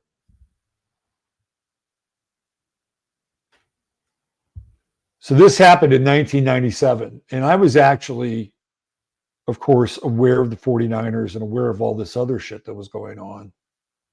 And there was a fundraiser that was happening for this guy, Jack Davis, who was a local politician. And Carmen Policy and some of the other 49ers brass were at this fundraiser. And there was this guy. So there's Jack Davis, who was like, totally queer, whatever. And there was this guy, Reverend Stephen Johnson Leba, an ordained priest in the San Francisco-based Church of Satan, had a satanic pentagram carved on his back as part of an entertainment at political consultant Jack Davis's 50th birthday party. Davis's evening of debauchery was attended by many of the city's headlining politicos and the top brass for the 49ers, the same folks who've hired Davis to convince San Francisco voters that the city needs a new football stadium. So they did this whole like satanic ritual thing, and it got really, really weird, like super weird. So guess what happens to the 49ers after this? What happens? There's this whole vote on their stadium that just goes sideways, right? Like it was really hard to pass a bill for a new stadium in San Francisco because people hate that shit there. So they basically found a bunch of ballots like in a suitcase in the bay. It was clear that they had rigged the election. But the worst part was not long after that, Eddie DeBartolo, who was the owner of the 49ers, had gone to Louisiana to hit up the governor of Louisiana for a gambling license. And the governor of Louisiana, whose last name was Edwards, put him on a wiretap with the FBI. So the governor of Louisiana, Edwin Edwards, who was already in trouble with the feds, and he was going to ask Eddie DeBartolo for like a proprietary fee, right, for the casino. And DeBartolo, was agreeing to it and everything. They got him, right? The feds nailed him. And at that point, he had to transfer his ownership to his sister. And his sister was kind of in charge of the building and the mall business, because that's where the DeBartolos are a crime family out of Columbus, Ohio. And their old man got their start in garbage and cement, just like they all do, right? So that's where they made the money. The old man bought the Pittsburgh Penguins. That was their first sports franchise. And then they bought the 49ers from another Italian family. And so they come in, and then Eddie has to give it all up. So he's got to give it to Denise, his sister, and her husband, John. And now they take over the 49ers. And so they had the failure of the stadium. Eddie loses the team, right? They have not been back to the Super Bowl. They've been back to the Super Bowl twice, and they've lost both Super Bowl games. And then there was a period where they went through coaches like socks. They had Mike Nolan, Mike Singletary, they had Jim Tomsula, and Chip Kelly, right? They went through all those guys. Oh, and Jim Harbaugh's in there too. They went through all those guys. And finally, they got to Kyle Shanahan. So there's been this weird kind of dark undercurrent with the 49ers ever since this weird thing happened. And I go into Niners message boards, and they say, oh, we need a new coach. Oh, we need a new quarterback. I said, no, what you need is a fucking exorcist. Yeah. That's what you need. Now, here they have Brock Purdy, who is the quarterback of the 49ers. Brock Purdy is a born-again Christian, right? And this is another interesting thing. So they have the highlights after the game where, I think Michael Strahan or one woman is talking to the players as they get the George Halas Trophy. And Brock Purdy, just says, I'd like to thank my Lord and Savior, Jesus Christ, and all my teammates, right? So, of course, that's live. But they didn't cut it out afterwards, which they had done with C.J. Stroud after the game that he played. It was like he did the same thing, and they cut that out. So now the NFL, I think, is becoming sensitive to these. So if there's any antidote to whatever kind of satanic fumes are still floating around the 49ers, Brock Purdy could be that antidote, right? Yeah, it's like Brock Purdy, like a rock of purity. Like Yes, he's good. this, Yeah, you know what I'm saying? I love that. Yeah. And it's like he is the antidote. It makes perfect sense. Only he can do, because it's funny, man. San Francisco, the Niners, they've been a perennial NFC conference team, a perennial Super Bowl appearance team, for like the last 5 to 10 years. They've always been sort of in the mix in a weird way, right? And it's Well, going they lost that game against the Ravens, which was weird.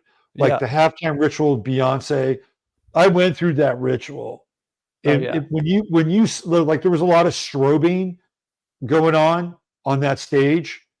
And they say that's the reason why the power went out, which I find bullshit. Mm-hmm. And by the way, that was the second time the power went out for the 49ers that year. It had happened earlier in the year at Candlestick when the Pittsburgh Steelers were in town and the power had gone out. So when you look and you slow down that strobe, I used to have all this shit on my website.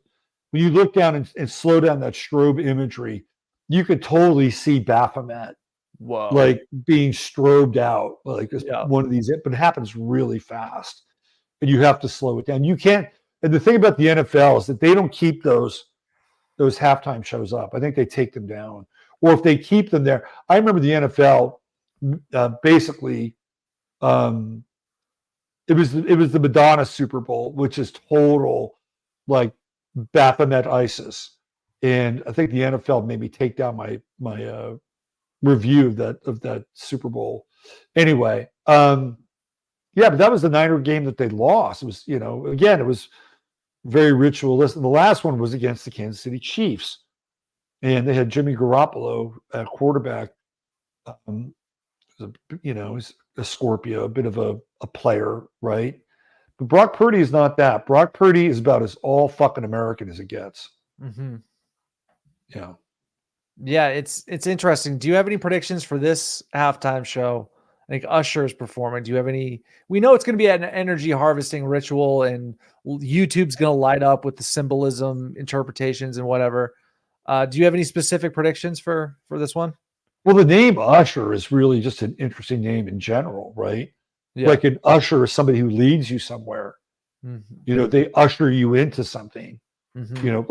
Like the most benign version is the usher at a theater, and they have a little flashlight and say, "Here's your seat," right? But that's what they do. Ushers lead people into places. So, I always felt it was an interesting name for him as an artist. So he's going to lead us somewhere. It's probably not going to be great, but he's going to lead the mass public consciousness somewhere. I think that's his role in this. Well, all right, let's play with this a little bit, right? Pluto and Aquarius. Yeah. Right now we're talking about, how shocking or multidimensional or whatever, right? Like this could be. But maybe Usher comes out and fucking does Jimmy Cagney, Yankee Doodle Dandy or something, right? Like there is a weird kind of, I just keep seeing everything starting to verge more towards the right in some ways, right? From the Viking commercial and even sort of the Democratic laced Taylor and Kelsey, TNT, right? Brock Purdy is the quarterback. Everything's kind of like trending kind of towards the right. I don't know. So it might be more wholesome and family oriented than we're used to. We'll see. Mm-hmm. I hope he plays. Says, yeah. Okay. Go ahead. Usher collects the money at church too. That's highly symbolic. Yeah. Wow. Mm-hmm. Considering we're at a proto-religious event, this Super Bowl, you know what I mean? It is a holiday in a lot of ways as well. It is kind of football playing on Sundays, people gathering with their families. It is kind of a religion in a sense as well. It's interesting too, because this Super Bowl is being played on February 11th, and Aquarius is the 11th sign in the zodiac. Mm-hmm. So it'll be, and 2 is the minor reduction of Aquarius. So it'll be a very Aquarian Super Bowl. But where will it go, right? Because there's kind of like 2 versions of Aquarius, right? You get the serpent, and then you get the eagle. And that's the marriage between Scorpio and Aquarius, where you have instinct and vision.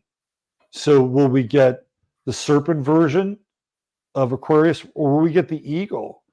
And of course, the eagle is the American eagle and the national bird. So I just feel like everything about this Super Bowl is going to be very unexpected in a lot of ways. I like that. So here, Kaleidoscope Karis is more ads. I would say there'd be more ads targeted towards men at the Super Bowl, because we've been inundated with ads towards women. There'll be plenty, trust me. But I feel like they may pay their dues like the night before or whatever with LGBTIA plus, right? But when the Super Bowl actually hits, I feel like it's going to be verging more to the right. That's what I think. So we'll get ads for men. The ads for women that's a given, right? Because they have more, not more than for men. No, but I think men will be represented more than they have been. That's what I think. All right. Because women have most of the purchasing power in families. Yeah. So the big question is, are you going to watch the game? yeah, I'm gonna watch it. You kind of have to. You can't do this thing where people like, oh, I'm so based. I'm so, I would never watch the Super Bowl. Just fucking watch it. You know what I mean? Because it'll help you. It's like a tunnel where you go through it, and then you can relate to everybody at work the next day. You know what I'm saying? So I'm definitely gonna watch it. I'm definitely gonna be paying attention to the commercials, the halftime show, the players, the play, the style, the outcome. We're going to see some Swiftie action. We're going to see some Patrick Mahomes action. We're going to see, I just don't think it's nefarious as people make it out to be sometimes. You know what I mean? It's like, it can just be a fun event, and that's about it. It is this cross section of entertainment and sports. And I think we'll see that more and more. And I think those lines get increasingly blurred. This time around, there is no line. There is no separation between sports and entertainment. They are one. So I'm trying to figure this out, but it might be kind of fun if at some point during Super Bowl Sunday, or maybe even during the game, we have a bit of a live stream. That'd be cool. I could do that. Yeah, maybe like halftime. Like we could maybe watch the halftime show, or I could do it anytime, because it's like I can pull it up on a stream. I can know what's going on, and we can comment on it. That'd be really fun. So why don't we do this? Maybe we could do a stream leading into halftime. Okay. Right? Like maybe the last 5 minutes of the second quarter. Yeah. And we can stream live during that time through halftime. And I would even be interested in streaming like the last 5 minutes of the game. Yeah, I think that'd be really fun, because it's like people can listen to us. Like I was listening to Dune on the audiobook when I was watching the games this weekend. People can put on their earphones. People can there's all sorts of, I have 3 internet devices in front of me right now. So if like people have access to listen if they want to, and I think that'd be a lot of fun, because there's going to be some weird shit happening. There's going to be high strange, as you call it. There's going to be social engineering happening, and we can break that down. I mean, for a fact the halftime show is going to have some subliminal shit. The commercials are going to have an agenda. Yeah, we can riff on the commercials and stuff. Yeah.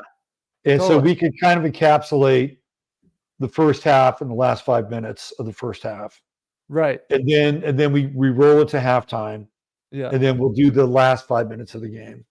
Yeah, yeah. We could even have special guests. We could have somebody like Mario Gaza, the symbolic studies guy. You know what I mean? That'd be cool. At halftime. Something like that. Cool. So what I'd love to do is the Monday before the Super Bowl, we come back and we bring Mark back on. And we bring Gracie on. We get all 4 of us on, and we talk about the Super Bowl. That'd be a good show. That'd be awesome. Yeah, let's make that happen. That'd be a lot of fun. It's kind of like this. This is the big event. This is the big show of all sports. It's the Super Bowl. Yeah. Yeah. So Yeah. I agreed. So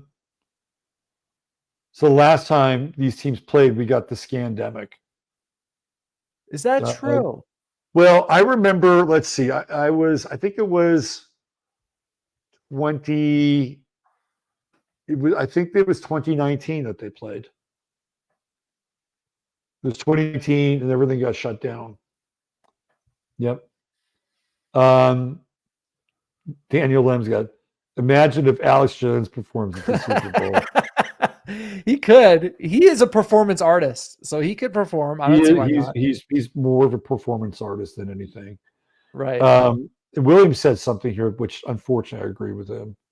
I don't even watch baseball. I used to love baseball, and dude, it used to be a part of the culture, man, especially here in Massachusetts. I can't name a single player on the Red Sox anymore. And I used to be a hardcore Red Sox fan, man. And I'm not the only one in this boat, dude. It's just not a part of our culture anymore. And it used to be huge. It used to be an intricate, interwoven part of our culture. And it's something to me that's like totally on the peripheral. Like I have no fucking clue who's on the team. Yeah.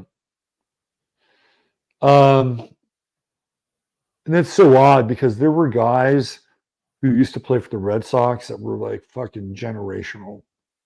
Dude, they were iconic. I mean, I grew up with the Nomars, the Pedros, the Mannies, the Ortiz, Tim Wakefield, Trot Nixon, Jason Varitek. Like, I can name the whole fucking team right now. But nowadays, dude, gun to my head,